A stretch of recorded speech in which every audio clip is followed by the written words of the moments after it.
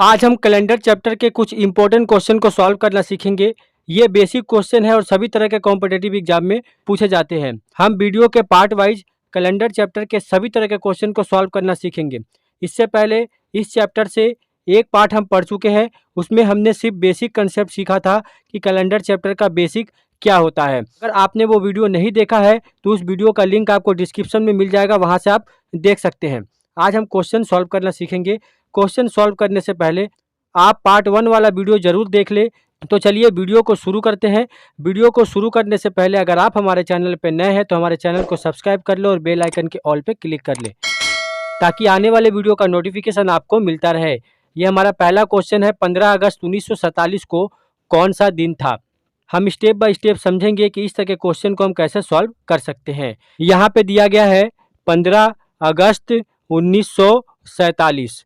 15 अगस्त 1947 को बताना है कि हमें कौन सा दिन था। यहाँ पे 1947 दिया गया है। 1947वां जो साल है उसमें 15 अगस्त को कौन सा दिन था ये हमें बताना है। तो कंप्लीट ईयर हम लेंगे, यहाँ पे 1946 होगा, 1946 लेंगे हम। और हमने इससे पहले पार्ट में सीखा है कि 1900 अगर होता है तो हम वहाँ पे 1 लेते हैं, 2000 होता है तो हम वहाँ पे 0 लेते हैं, 1600 अगर होता है तो हम वहाँ पे 0 लेते हैं। हमने बोला था कि इस कोर्स से आप सभी तरह के क्वेश्चन को सॉल्व कर सकते हैं। तो हमने 1947 के जगह पे 1946 लिया, क्योंकि ये कंप्लीट ईयर है। 47वां साल में अगस्त तक हमें निकालना है, तो हमने 1946 लिया। 1900 के लिए यहाँ पे 1 होता है तो हम 1900 के लिए यहाँ पे 1 लिखते हैं। उसके बाद क्या बचा है, 46 बचा है, तो 46 यहाँ पे हम लिखेंगे। हमें अब चेक करना है कि 46 में लीप ईयर कितने हैं और नॉर्मल ईयर कितने हैं। तो 46 में अगर हम लीप ईयर निकालेंगे कितने हैं, तो इसे 4 से डिवाइड करेंगे। 4 से अगर डिवाइड करेंगे तो 11 बार में ये 44 होता है। यहाँ पे हमें मिलेगा 2, मतलब कि ये जो है लीप ईयर है। 11 लीप ईयर अगर होते हैं 46 साल में तो नॉर्मल ईयर कितने होंगे। 46 से हम 11 को माइनस करेंगे, हमें यहाँ पे मिलेगा 5 और यहाँ पे 3, मतलब कि 35 नॉर्मल ईयर है और 11 लीप ईयर है। हमें पता है, हमने पार्ट 1 वाले वीडियो में सीखा है कि एक लीप ईयर में 2 ऑड डे होते हैं। तो 11 लीप ईयर में कितने ऑड डे होंगे, 22 ऑड डे होंगे। और 35 नॉर्मल ईयर है तो एक नॉर्मल ईयर में, एक ऑर्डिनरी ईयर में एक ऑड डे हमें मिलता है। तो 35 ईयर में कितने ऑड डे मिलेंगे, 35 ऑड डे मिलेंगे। इन दोनों को अगर जोड़ेंगे तो हमें यहाँ पे मिलेगा 57 ऑड डे मिलेगा सिर्फ इस 46 साल में। पर हम ये लंबा मेथड यहाँ पे यूज नहीं करेंगे। हम 46 के जगह पे सीधा यहाँ पे 46 लिखेंगे और 46 को 4 से डिवाइड करेंगे तो यहाँ पे हमें क्या मिल जाएगा, 11 लीप ईयर मिल जाएगा जो हमने यहाँ पे निकाला था। तो इस 11 को हम यहाँ पे लिख देंगे। और एक ऑड डे 1900 साल में है तो हम यहाँ पे क्या लिख सकते हैं, 58 ऑड डे हमारा पूरा होगा।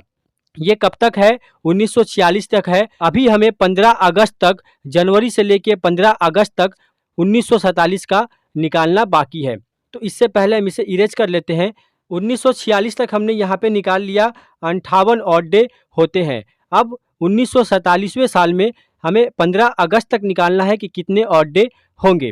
तो हम इसे कैसे निकालेंगे, पहले हम 1947 को 4 से डिवाइड करके देख लेंगे कि ये लीप ईयर है या नहीं। अगर लीप ईयर है तो यहाँ पे हमें फरवरी जो है वो 29 दिन का मिलेगा।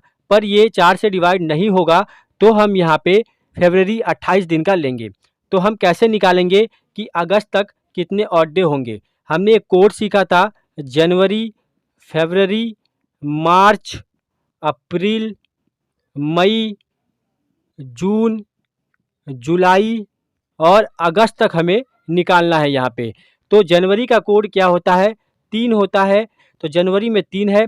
फरवरी में 28 दिन होंगे क्योंकि ये लीप ईयर नहीं है, तो यहाँ पे हम 28 दिन के लिए 0 ऑड डे लेंगे क्योंकि ये 7 से पूरा पूरा कट जाता है।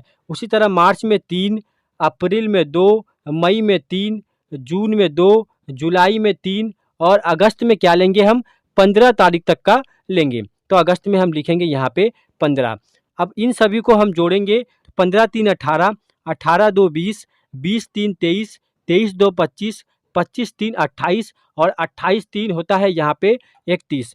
31 ऑड डे मिलेगा हमें अगस्त महीने तक 1947 में, और यहाँ पे 58 ऑड डे पहले से था, तो इसे जोड़ेंगे तो यहाँ पे 9 और यहाँ पे 8, 89 89 ऑड डे मिलेंगे। 89 को अगर हम 7 से डिवाइड करेंगे, 7 से अगर हम 89 को डिवाइड करेंगे तो 7 एकम 7, यहाँ पे बचेगा 19, 2 बार में कटेगा 14, यहाँ पे बचेगा 5, 5 ऑड डे मिलेंगे।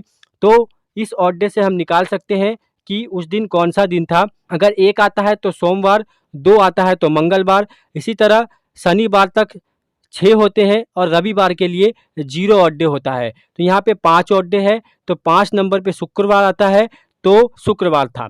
इस कंसेप्ट से आप इस तरह के किसी भी क्वेश्चन को सॉल्व कर सकते हैं। अब हम बनाते हैं एक अगला प्रश्न। इस क्वेश्चन में बोला गया है कि 1 अप्रैल 2017 को कौन सा दिन था, तो हम कैसे निकालेंगे। 1 अप्रैल दिया गया है 2017, तो इसे हम कैसे निकालेंगे।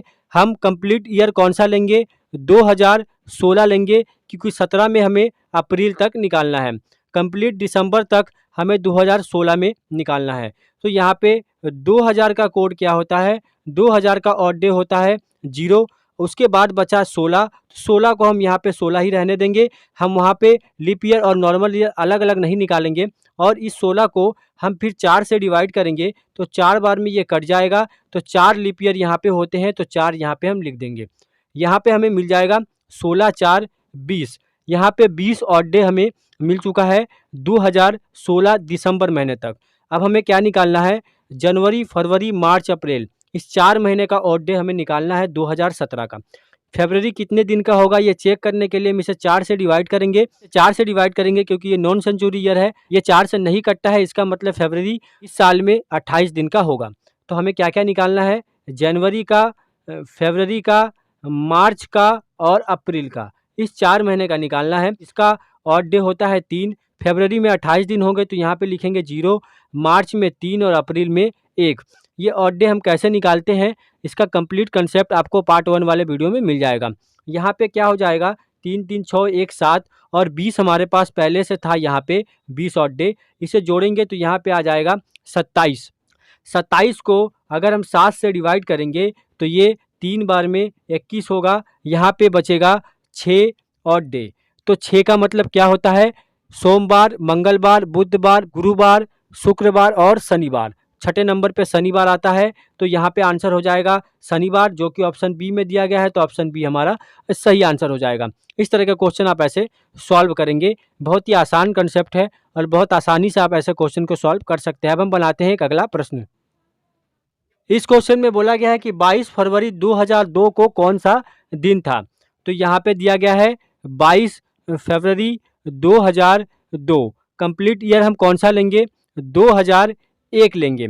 2001 का सबसे पहले हम दिसंबर महीने तक निकालेंगे, 2001 कंप्लीट ईयर है, उसके बाद 2002 में हमें फरवरी तक निकालना पड़ेगा, तो कंप्लीट ईयर हम 2001 लेंगे, हमेशा इस ईयर से 1 साल माइनस करके लेंगे। तो यहाँ पे हमने 2001 लिया, 2000 का कोड होता है यहाँ पे 0, और 1 के लिए हम यहाँ पे 1 लिखेंगे, तो ये 4 से कम है, तो यहाँ पे लीप ईयर और नॉर्मल ईयर हमें नहीं निकालने पड़ेंगे, तो यहाँ पे हो जाएगा टोटल ऑड डे 1।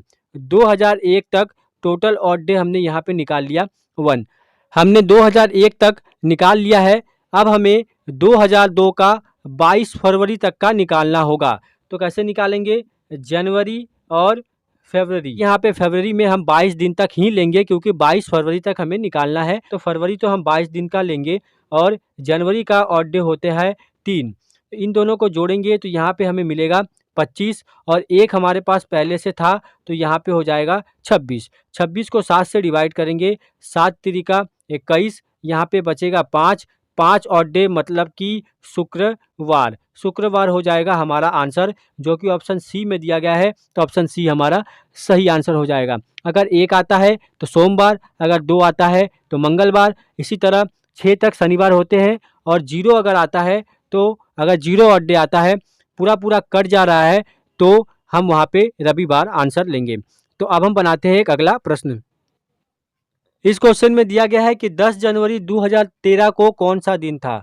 हमें निकालना है 10 जनवरी 2013 को कौन सा दिन था। कंप्लीट ईयर हम कौन सा लेंगे, 2012 लेंगे, इसमें से 1 माइनस करके लेंगे। 2000 के लिए हम कोड क्या लेंगे, टोटल 2000 साल में 0 ऑड डे होते हैं, तो 2000 के लिए हम लेंगे 0। इस 12 के लिए हम यहाँ पे 12 ही लिखेंगे और 12 को 4 से डिवाइड करेंगे तो ये 3 बार में कटेगा, तो यहाँ पे हम 3 लीप ईयर ले लेंगे। तो यहाँ पे क्या हो जाएगा, 12 3 15। तो अब हम निकालते हैं 10 जनवरी 2013 तक का ऑड डे। 2013 जो है वो लीप ईयर नहीं है, और ऐसे भी यहाँ पे लीप ईयर चेक करने का कोई ज़रूरत नहीं है क्योंकि हमें जनवरी तक ही निकालना है। तो जनवरी में सिर्फ 10 दिन के बारे में बोला गया है, 10 जनवरी 2013 को, तो हम सिर्फ 10 दिन ही लेंगे और 15 यहाँ पे हमारे पास पहले से है, तो हमें यहाँ पे मिल जाएगा 25 ऑड डे। 25 को 7 से डिवाइड करेंगे, 3 बार में कटेगा, यहाँ पे आ जाएगा 21, तो यहाँ पे बच जाएगा 4, सोमवार, मंगलवार, बुधवार और गुरुवार। तो यहाँ पे आंसर हो जाएगा गुरुवार। तो ऑप्शन ए हमारा सही आंसर हो जाएगा, ऑप्शन ए में गुरुवार दिया गया है। तो इस तरह आप ऐसे क्वेश्चन को सॉल्व करेंगे। अब हम बनाते हैं एक अगला प्रश्न। इस क्वेश्चन में बोला गया है कि 25 मई 1666 को कौन सा दिन था। यहाँ पे बोला गया है 25 मई 1666 को कौन सा दिन था। तो यहाँ पे हम कंप्लीट ईयर कौन सा लेंगे, 1665 लेंगे, एक यहाँ से माइनस करके लेंगे हमेशा। 1600 के लिए हम यहाँ पे 0 लिखेंगे और 65 के लिए हम एक बार 65 लेंगे और 65 को 4 से डिवाइड करेंगे। 16 चौका 64 होता है, तो यहाँ पे बचेगा 1 और इस 16 को हम यहाँ पे ले लेंगे, इसे हम जोड़ेंगे। 16 65 और 0 है, तो यहाँ पे हमें मिल जाएगा 81। 1666 जो है वो लीप ईयर नहीं है क्योंकि ये 4 से नहीं कटता है। तो यहाँ पे हम कैसे निकालेंगे, जनवरी, उसके बाद फरवरी, मार्च, अप्रैल और फिर मई। मई में हम 25 दिन लेंगे क्योंकि यहाँ पे 25 मई तक बोला गया है, और जनवरी का कोड होता है 3, फरवरी का 0, मार्च का 3, अप्रैल का 2 और मई में 25 दिन। तो इसे जोड़ेंगे, 25 3 28, 28 2 30, 30 और 3 33 यहाँ पे ऑड डे हमें मिलेंगे, और 81 हमारे पास पहले से है, इसे जोड़ेंगे तो 4 और 8 3 11, 114 ऑड डे है। 114 को हम 7 से डिवाइड करेंगे, 7 एकम 7, यहाँ पे बचेगा 4 और 4, 7 छक 42, तो नीचे में बचेगा 2 ऑड डे। तो 2 ऑड डे का मतलब मंगलवार, तो मंगलवार हो जाएगा हमारा आंसर, जो कि ऑप्शन सी में दिया गया है, तो ऑप्शन सी हमारा सही आंसर हो जाएगा। इस टाइप के क्वेश्चन सभी तरह के कॉम्पिटिटिव एग्जाम में पूछे जाते हैं। अगले पार्ट में हम अलग टाइप के क्वेश्चन को सॉल्व करना सीखेंगे।